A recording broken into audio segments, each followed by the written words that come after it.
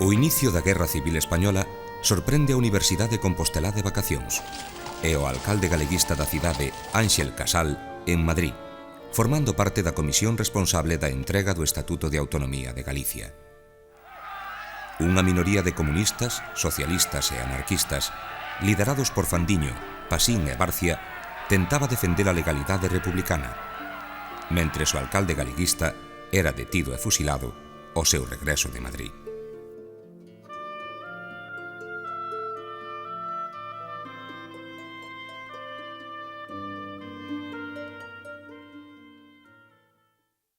En outros sitios, pois, houve represión dun lado, logo do outro e tal, pero é que en Galicia non pasara absolutamente nada, había unha situación normal, tensa, non, e tal, pero normal, non?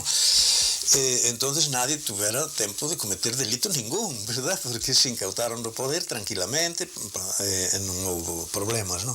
Entonces todo o mundo, inocentemente, nadie esperaba que houbera algunhas detencións, ou eso sí, pero que houbera a represión desa magnitud absoluto.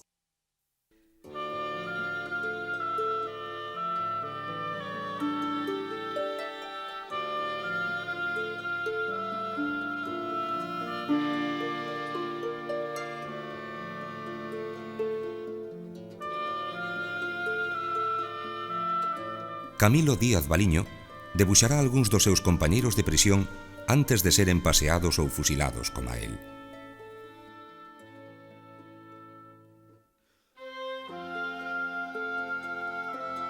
Outra das víctimas da guerra foi Alexandre Bóveda. Morreu con unha grande serenidade, despediuse da muller, dos fillos, escribiu aos amigos, sempre no tono, por un lado, de creente, non, que iba a dar o paso á eternidade, e por outro lado de galeguista, non? É dicir, que deixaba o seu mensaxe para os seus irmáns, para os seus futuros, incluso para os seus fillos, verdad? É dicir, que sempre que el morría ca fé en Galicia e ca fé en Deus, non? Con esa doble fortaleza da fé, morreu sereno, absolutamente sereno. Os dous polos reais de poder en Compostela, a Universidade e a Igrexa, dos que dependía a vida social e económica, parecía como se quixesen neses dramáticos intres obviar a magnitude do conflicto. Nesa liña, as autoridades académicas declaran en plena guerra aberta a matrícula, o 5 de setembro de 1936, e ata convocan prazas de residentes pro primeiro pabillón da nova residencia de estudiantes. Sería só 4 días máis tarde, o 9 de setembro, cando a Xunta de Defensa Nacional do novo goberno instalado en Burgos lles fai ver a realidade ás autoridades académicas. O comunicado do goberno provisorio franquista era ben elocuente.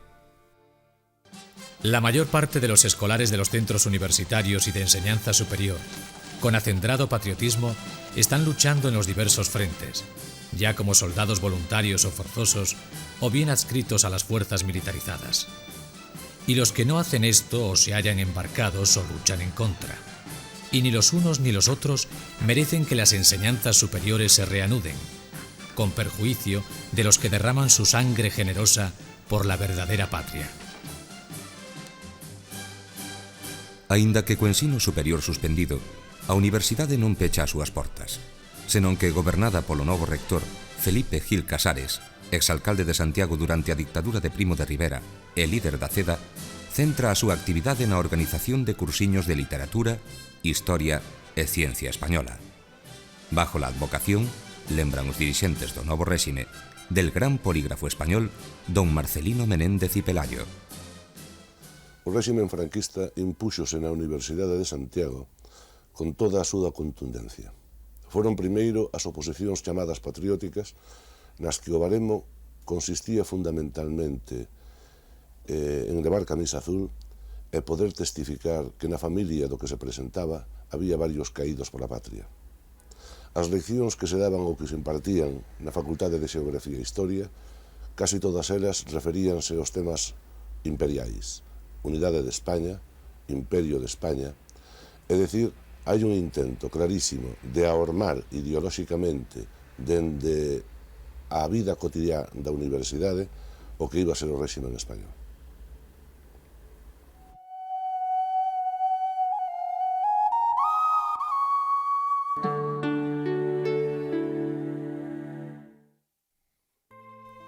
A volta á normalidade trala finalización da guerra introduce un cambio no rectorado e Gil Casares pasa a ser sustituído polo catedrático de Dereito Político Carlos Ruiz del Castillo.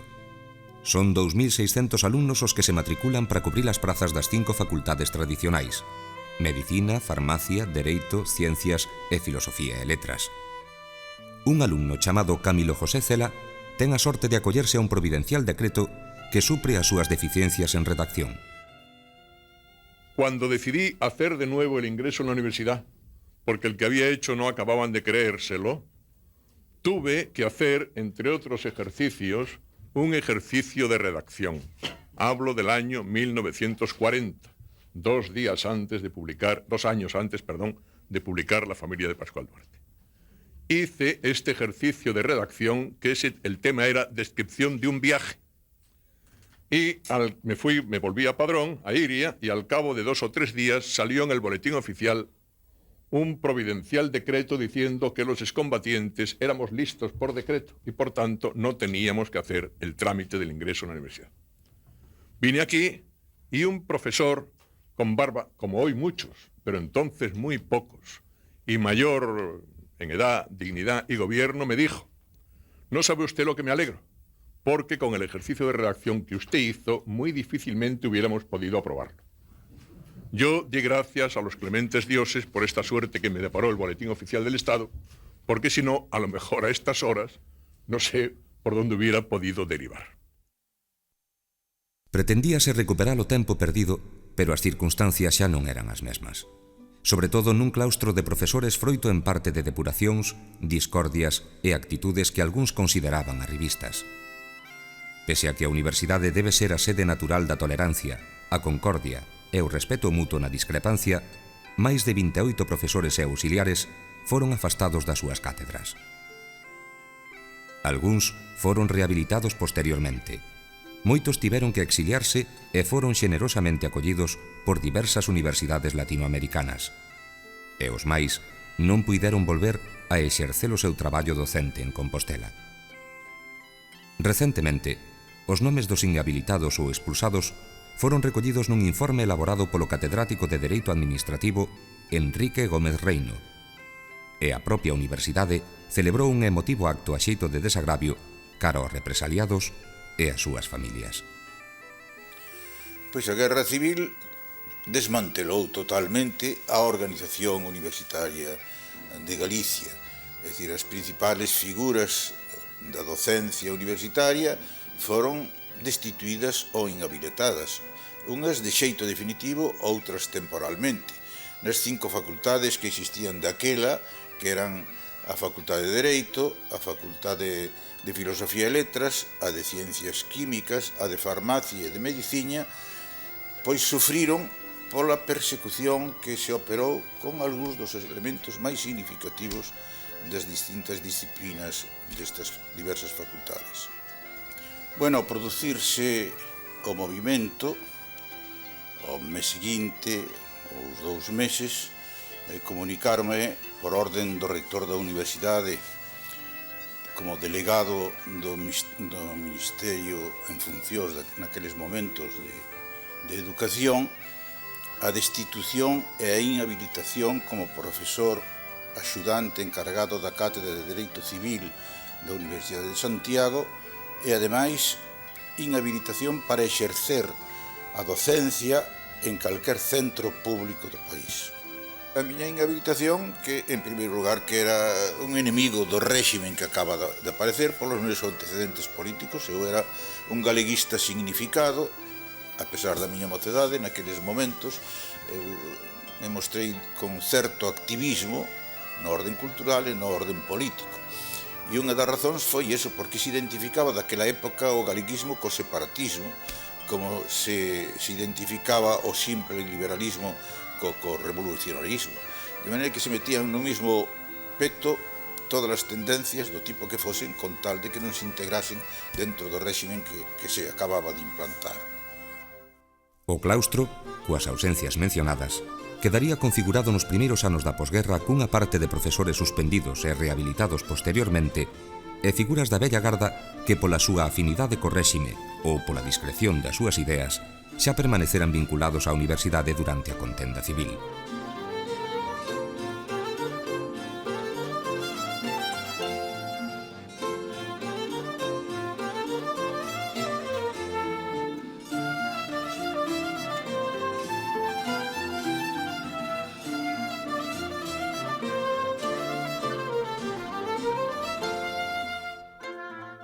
Inspirada no modelo decimonónico da Lei Moyano, a Lei de Ordenación Universitaria, promulgada en 1943, ven a supoñer a completa normalización da actividade académica en todas as universidades españolas.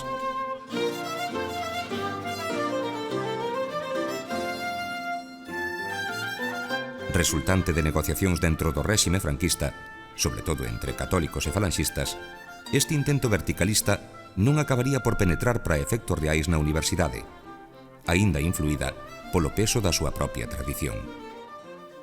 A pretensión totalitaria do novo réximen de controlar toda a vida universitaria, integrando os estudiantes nun sindicato chamado SEU, integrando o profesorado noutro sindicato, reglamentando toda a vida universitaria dunha maneira moi miúda. Todo isto, sin embargo, foi imposible. E foi imposible, en primeiro lugar, pola resistencia do propio corpo universitario. O corpo universitario que tiña xa unha longa tradición, unha tradición que de ninguna maneira podemos calificar de anarquista, pero que en calquera caso era unha tradición non reglamentista, vaise opoñer a este sistema, a este intento. Pero non é solamente o corpo universitario. Tamén a Igrexa Católica non aceptou, dende o primeiro momento, esta pretensión totalitaria do grupo falanxista. Na súa liña de normalización e de recuperación da actividade académica, o claustro de profesores, presidido polo novo rector Luís Iglesias, viuse incrementado a través da década dos 40, pola vía das oposicións e dos traslados. Hai que superar a idea de condenar en bloque o sistema universitario franquista. Moitos dos profesores daqueles anos non só amosan unha pluralidade ideolóxica, senón que fixeron unha importante contribución á investigación e a docencia. A universidade, pobre en orzamentos e equipamentos, continuou coas súas clases neses anos escuros. Cando eu entrei na universidade no 58 e estudiei nela aquí nesta universidade hasta o 63 a miña carreira de Dereito, eu non recordo que se cantara nin unha sola vez o Cara al Sol, poño por caso. Penso que daquela todo ese franquismo, todo ese aparato ideolóxico xa estaba no debalo. Pero xa digo, ese non é o meu campo. Eu prefiro recordar que aínda nesa universidade chata había que facer clase, había que aprender e había que ensinar todos os días, e era unha universidade que tiña bons profesores. Eu recordo, por exemplo, con particular agrado a Doros, a Pablo Lucas Verdú, a Aurelio Menéndez, a moitos outros que pasaron por aquí así un pouco como as anduriñas de paso, ou podo recordar que a Facultade de Medicina tivo sempre un certo plantel moi digno e moi estable, profesores como Echeverri, Novo, Puente, Domínguez, Villamil, etc. Ou penso na Facultade de Filosofía, que non vou calar, por suposto, o nome do meu pai, nin o de Alonso del Real, nin o de Zamora Vicente, aínda que estuvo pouco tempo, o de París Amador, o de Ubieto, por suposto, o de Otero Pedrallo. Bueno, aquela universidade tiña moitas chatas e moitas eivas, pero tamén hai que dedicarlle un recordo a vos profesores que no que puideron fixeron unha labor, penso que aceptable. Non sei se non sería mala cousa para estas celebracións que agora andamos facer unha enquisa, unha mostra entre antigos alumnos que poidan recordar que profesores, que clases e que asignaturas lles foron útiles, lles despertaron curiosidade intelectual, lles serviron para o seu exercicio profesional. E xa digo, era unha universidade franquista, pero franquista non agota en absoluto o que aquela universidade era nin para ben nin para mal.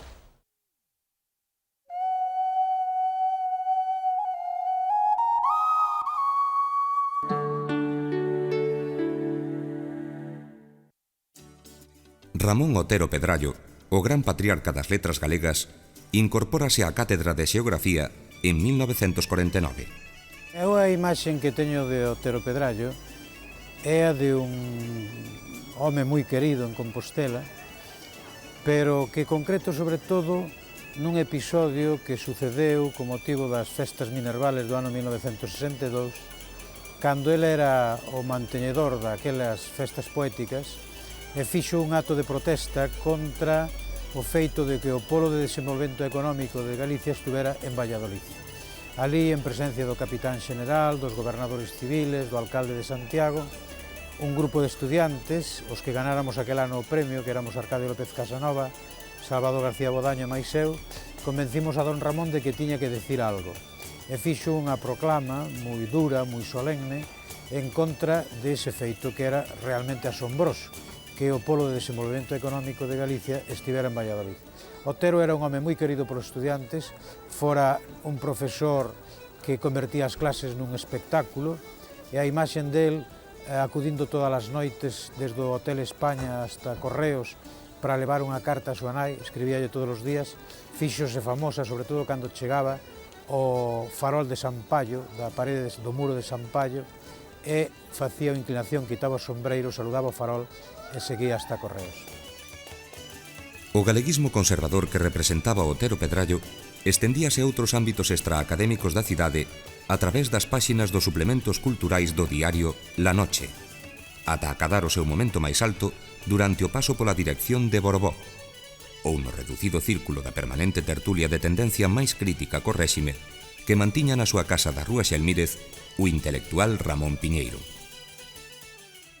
As tertulias na casa de Ramón Piñeiro, que en realidad había que considerar como se foran visitas de amigos a súa casa, nas que nos íbamos formando, nelas estaba operándose algo realmente dunha gran importancia na posguerra española, que era a transmisión da tradición galeguista a través das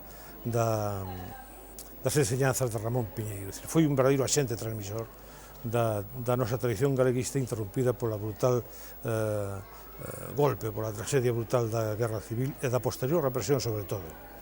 Eran tempos de silencio, escuros, en que as novas generacións non conocíamos nada da historia da nosa patria anterior. Ramón Piñeiro foi o que transmitiu ás novas generacións esa conciencia da historia de Galicia. Hubo en ocasións que disimular incluso esta existencia destas tertulias mediante a ficción de que había unha academia en casa de Ramón Piñeiro para justificar a subida e a baixada ao longo do día pois de xentes distintas que se acercaban á súa casa.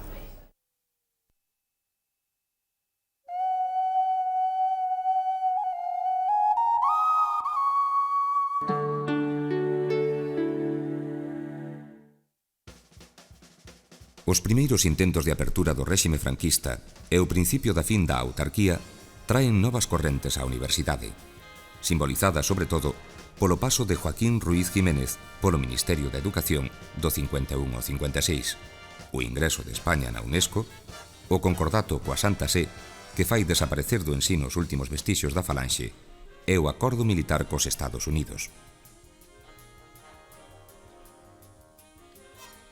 O espírito da apertura simbolizado na visita de Ike Eisenhower a España estivo representado na Universidade de Compostelá polos profesores Carlos París, Pablo Lucas Verdú ou Carlos Alonso del Real. O profesor Manteiga Pedrares, discípulo de Aranguren, sustituto de Carlos París na Cátedra de Fundamentos de Filosofía, organizou entre 1961 e 1965 uns concurridos seminarios sobre humanismo. No curso 61-62 eu cheguei de Madrid, onde estudiara a especialidade de filosofía pura e onde me formara co profesor Aranguren nas súas clases e seminarios, e cheguei aquí como encargado da Cátedra de Fundamentos de Filosofía.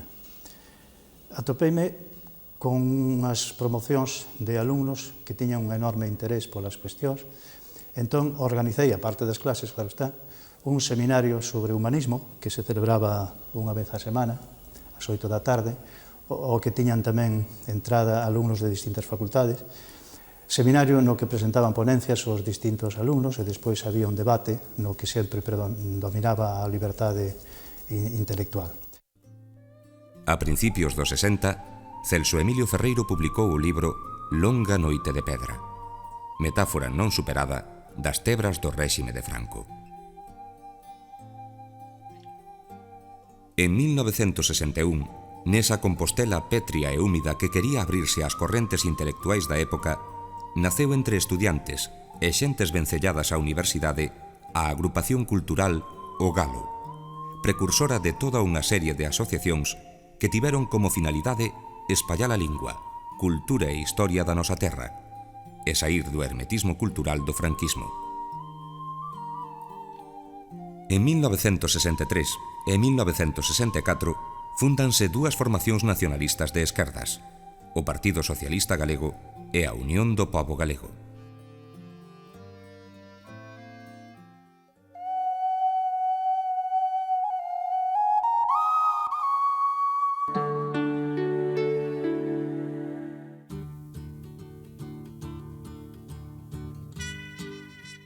A continuación, el generalísimo pronuncia un discurso en el que dice: estamos realizando un esfuerzo gigantesco y profundo para transformar las tierras españolas a fin de hacer vuestra economía campesina sana y productiva. La técnica nos demuestra que es posible multiplicar por 3 y aún por 5 las producciones. Mentre se multiplicaba por 3 e aínda por 5 a produción do agro galego, o desenrolismo español dos 60 cohabita con fenómenos máis especificamente nosos, como da emigración.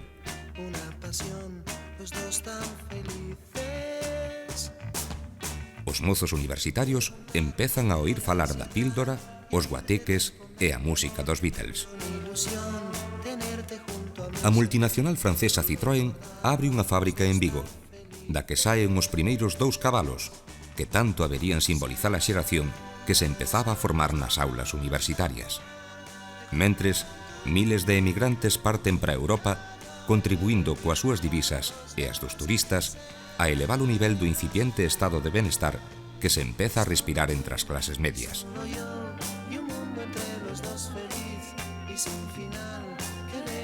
A Universidade de Santiago comeza a década con 3.250 alumnos e remata con case 10.000.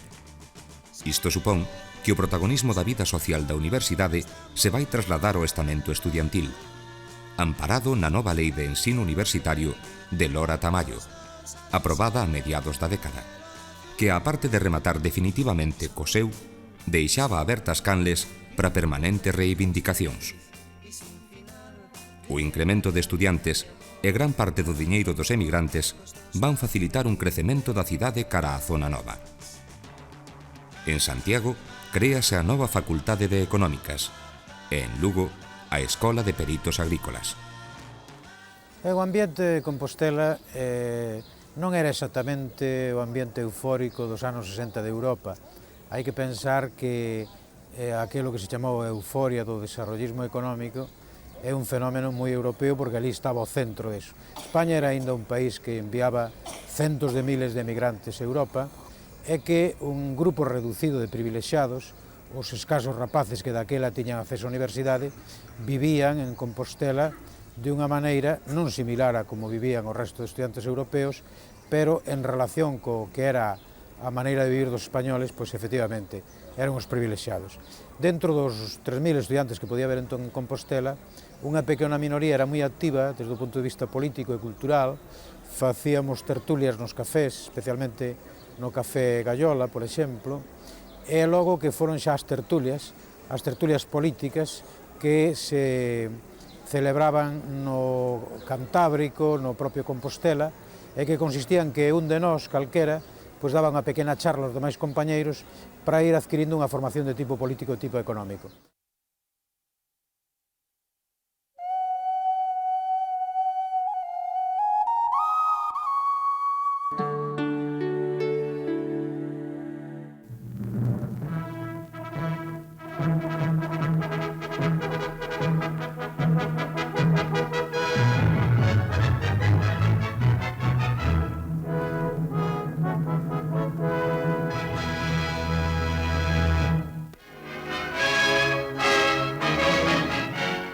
Santiago de Compostela y sus instituciones culturales rinden un alto tributo de adhesión al generalísimo Franco durante la jornada de investidura de su excelencia como doctor honoris causa de la Facultad de Ciencias.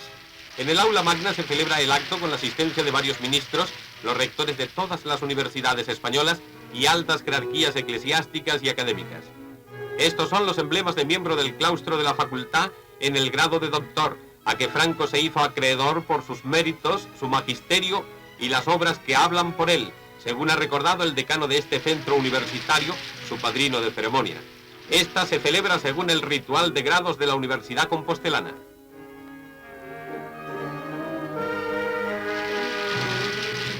Después de pronunciar la fórmula de juramento de la alta dignidad que le acaba de ser conferida, desfilan por el estrado presidencial y abrazan a Franco el rector magnífico de la Universidad de Santiago, los rectores de las restantes universidades españolas y todo el claustro compostelano, que se honra con incorporar a sus cuadros de honor al jefe del Estado.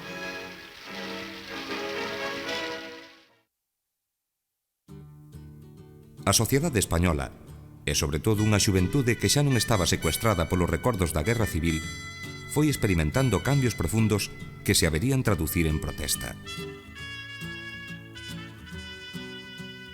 A contestación empezou a facerse sentir tímidamente na universidade, ata acadar o momento máis sonado coa suspensión nas súas cátedras no mesmo ano en que Franco é nomeado doctor honoris causa en Ciencias pola Universidade de Santiago dos profesores Agustín García Calvo, Enrique Tierno Galván e José Luis Aranguren, entre outros.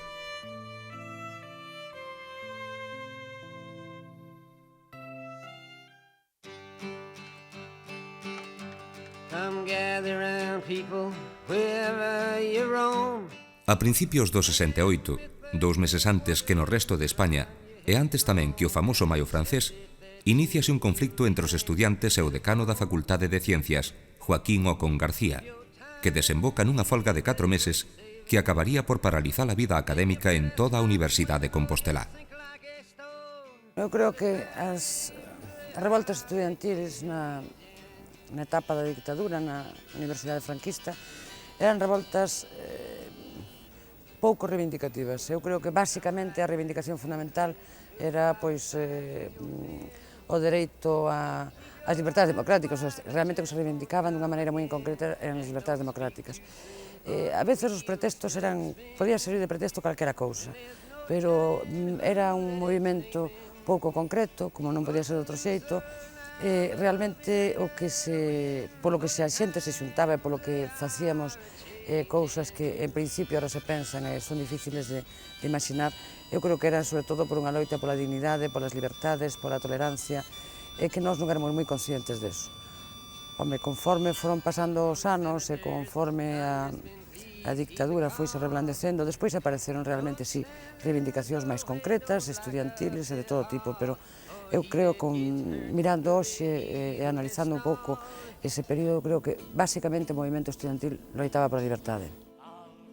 Un ano antes, en 1967, Raimon cantou al ben no campo de deportes da universidade.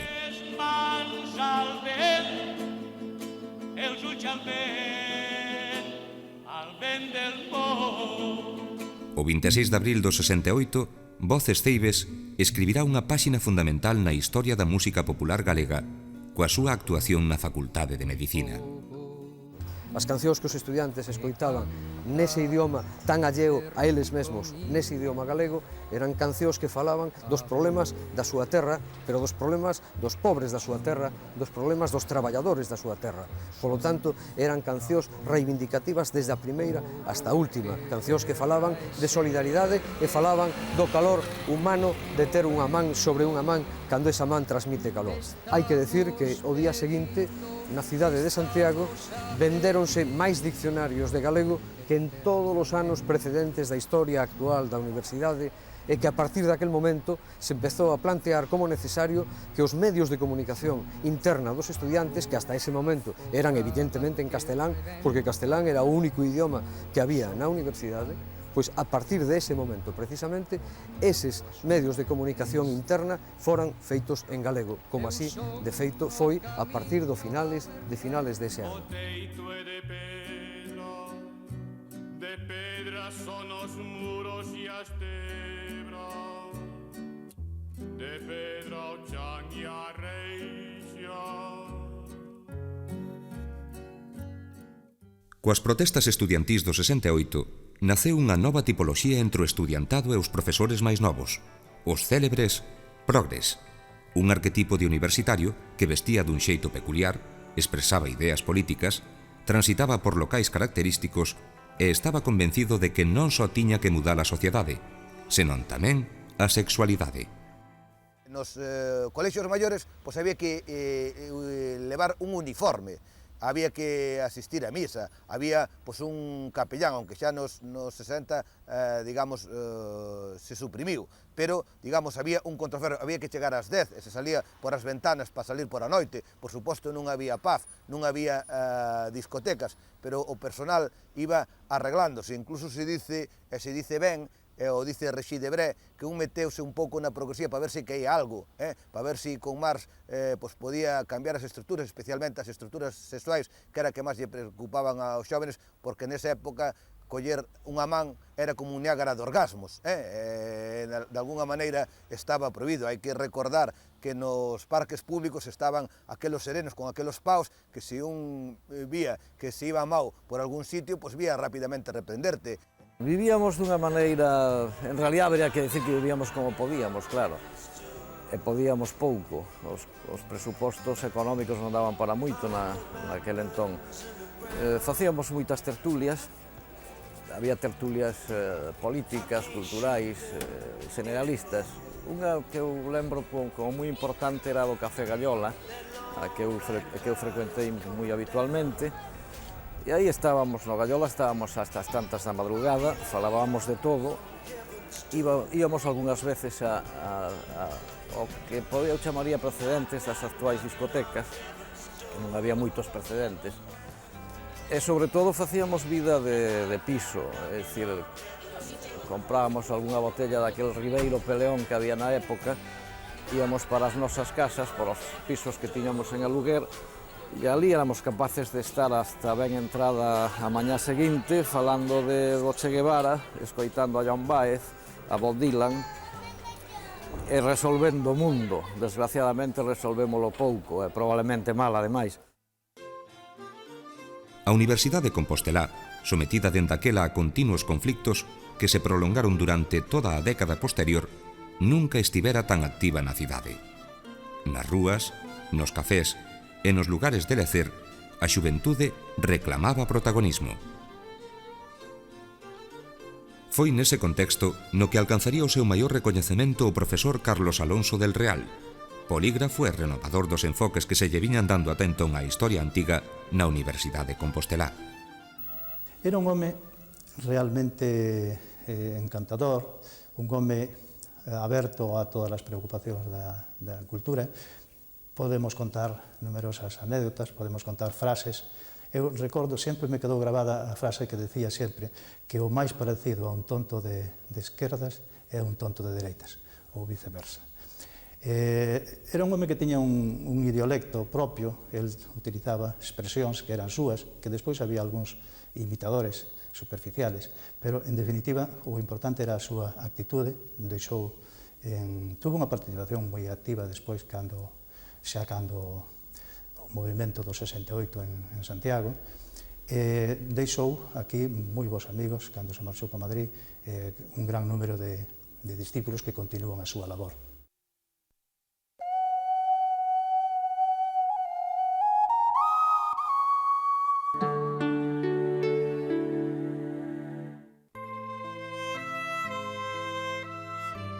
Na primeira metade dos anos 70, iníciase o verdadeiro proceso de masificación da Universidade de Compostelá, con 15.463 alumnos no curso 75-76. No ano anterior, a Facultade de Filosofía dividírase en tres: Xeografía e Historia, Filoloxía e Filosofía e Ciencias da Educación. A Lei Xeral de Educación de 1970 do ministro Villar Palasí, contestada polo seu centralismo e xerarquización por estudiantes e novas xeracións de profesores, introducía, sen embargo, a creación de colexios universitarios naquelas cidades con demanda de ensinos superiores. A creación das universidades da Coruña e Vigo no ano 1989 representou o final dun proceso que a Universidade de Santiago de Compostela asumiu voluntariamente e con empeño desde os primeiros anos 70, o proceso da descentralización dos estudios universitarios en Galicia, que determinou, por exemplo, que a creación das escolas técnicas superiores da Universidade de Santiago de Compostela tiveran outra ubicación fora desta cidade, concretamente na Coruña e en Vigo inicialmente. Polo tanto, no ano 89 remátase un proceso que a Universidade de Santiago asumiu como a súa máis importante aportación ata o momento a historia do desenvolvemento do estudio universitario en Galicia. Significou tamén unha disminución de estudiantes que se está recuperando. No ano 89 a Universidade de Santiago, antes da segregación, tiña 50.000 estudiantes, baixou axiña aos 30.000, pero agora xa estamos outra vez en torno aos 44.000 estudiantes, e significou tamén a perda de determinados centros como escolas técnicas superiores e outros. E sobre todo significou o comezo dunha nova andaina en dous campus, o campus de Compostela e o campus de Lugo, que artellan o que é o futuro da nosa universidade hoxe en día. En 1971, a Coruña, Vigo e Lugo pasarían deste xeito a dispoñer de ensinos universitarios, e dalí a 2 anos, Ourense. A tan reclamada descentralización da Universidade Galega empezaba a ser unha realidade.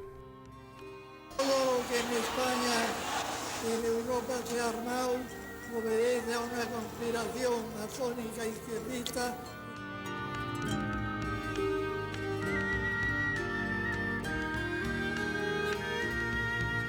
Os escuros anos do franquismo, a longa noite de pedra, deixa paso a unha universidade que inicia un rápido proceso de adecuación á realidade democrática.